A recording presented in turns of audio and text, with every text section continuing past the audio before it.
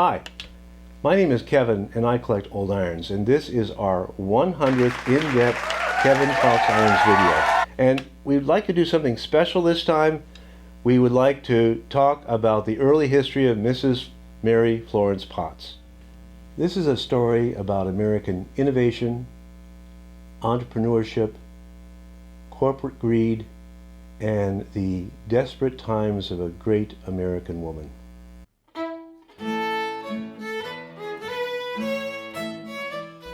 Mrs. Potts is, in my mind, one of the great American female inventors of the 19th century. And yet, she has been almost completely ignored by the professional historians. There are an abundance of books and articles about the great women inventors of that century, with Mrs. Potts getting extremely short shift, maybe mere mention or the entirety of Satiron history enclosed in a single paragraph. However, that might be changing soon. This past year, Mrs. Potts was inducted into the National Inventors Hall of Fame. This is a picture of their display last year at the National Inventors Hall of Fame Museum in Alexandria, Virginia. I was not personally involved in this selection, but they contacted me early on, and I visited the Administration Center in Canton, Ohio, and provided irons, stands, and trade cards for this exhibit. This Hall of Fame was established in 1973, and there have been some 650 inductees in the time since then. My first question when I visited them is, how did it come to take you so long to recognize this particular inventor? And I think the reason is that old irons is considered a very mundane topic to the general historian and has none of the glamour of, say, obscure parts to a locomotives or sewing machines or so forth. But let's just say it right here, Mrs. Potts' invention was the most significant old iron in the history of the world. And Mrs. Potts herself, while being very famous in the late 1900s, with time has become pretty much totally unknown except for those who collect old irons, and she is also historically quite obscure. Most of her fame comes from advertising by the Enterprise Manufacturing Company in Philadelphia that abundantly used her name and image after she had personally lost any control over the use of her patents. Potts was famous from the trade cards, but was never paid as an official spokesperson for the products. Indeed, Enterprise sold millions of Potts irons and licensed the production of millions more. Potts was paid nothing after they purchased her patents from a desperate and destitute woman for bottom dollar. She was poor, naive, and very much taken advantage of. Here is the essence of her history. She was born, maiden name Weber, in 1850 in Ottumwa, Iowa. She married a disabled Civil War veteran in 1868 who was 17 years her senior. Her two famous patents come from 1870 and 1871. In 1872, she sold half of her patents to Isaac Chalfant for $1,500. In the mid-1870s, she sold the other half to Enterprise Manufacturing Company of Philadelphia. These patents were formally reissued to Enterprise in 1879 and 1880. The patents expired by 1888, which is when we start seeing the production of detachable handle irons from different patents. Potts died in 1922 in Baltimore, buried in Camden, New Jersey, next to her husband. Here we will concentrate on Mrs. Potts' history to 1875.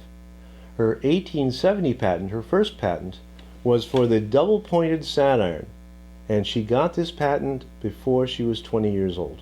Her most important patent, arguably the most important patent of any iron, came a year later, in 1870.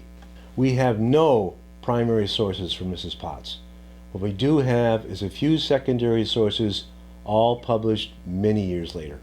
First, there is an unsigned letter published in the Ottumwa newspaper, the Saturday Herald, in 1899. This gives a reminiscence some 30 years after the fact.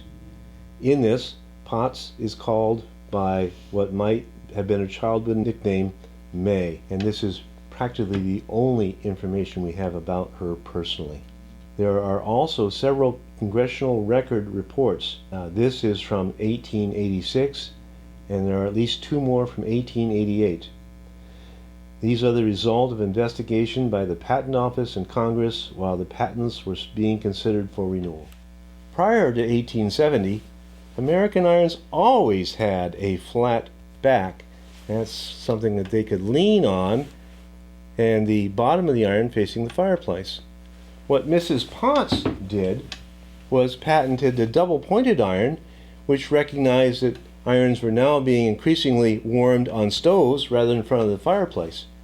However, the flat-back iron still dominated amongst American irons in general because Enterprise had the patent. And Enterprise patented these irons, which were very common in that period up to 1888 and beyond, while other irons could not do that because Enterprise had that patent.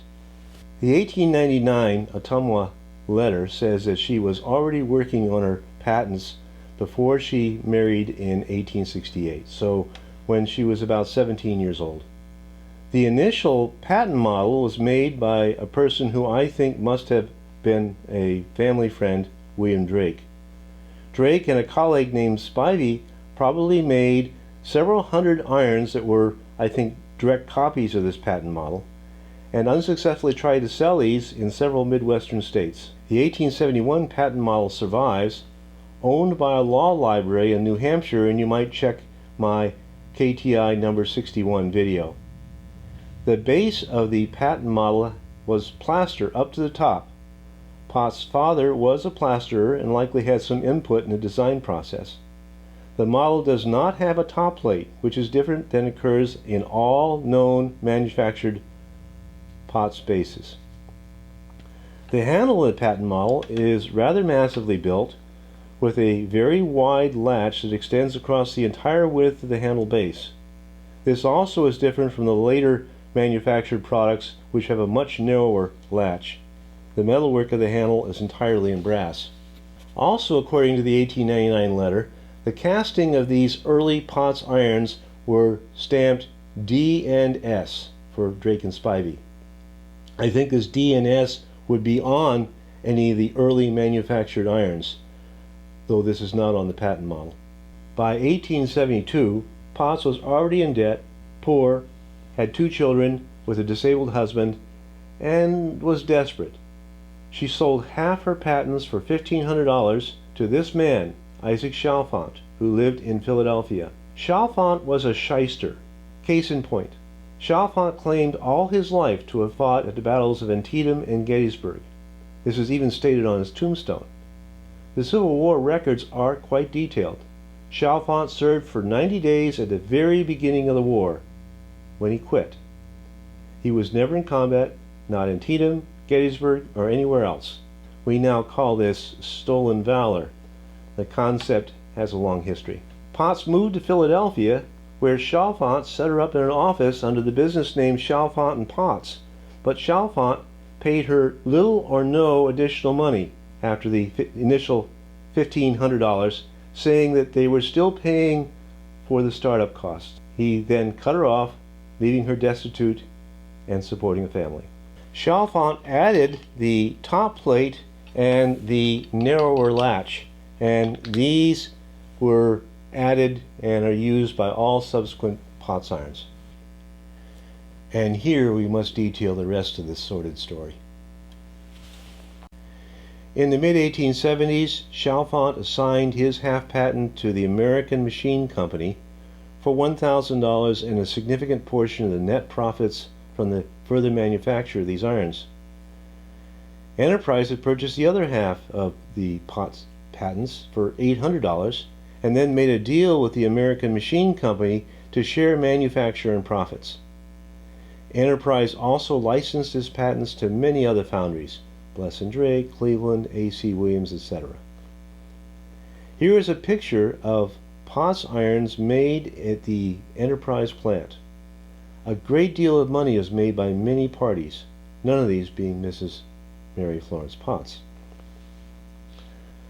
Potts was very badly treated, an object lesson of the difficulties females had in a male-dominated 19th century business. Some reports suggest that she then slipped into poverty, although late in her life she worked with her son Acero, who ran a company that made optical glasses. She died at age 72. I thank Patty Rowland for this obituary. As I said earlier, I think that Drake and Spivey made and tried to sell several hundred of her irons in Midwestern states in 1870 and 1871. These irons would look very much like a patent model, and I have never seen one of these, and I'm very much on the lookout for one. So if you should see one of these things, let me know. As always, please subscribe, send me your comments or emails, and I'd love to hear from you.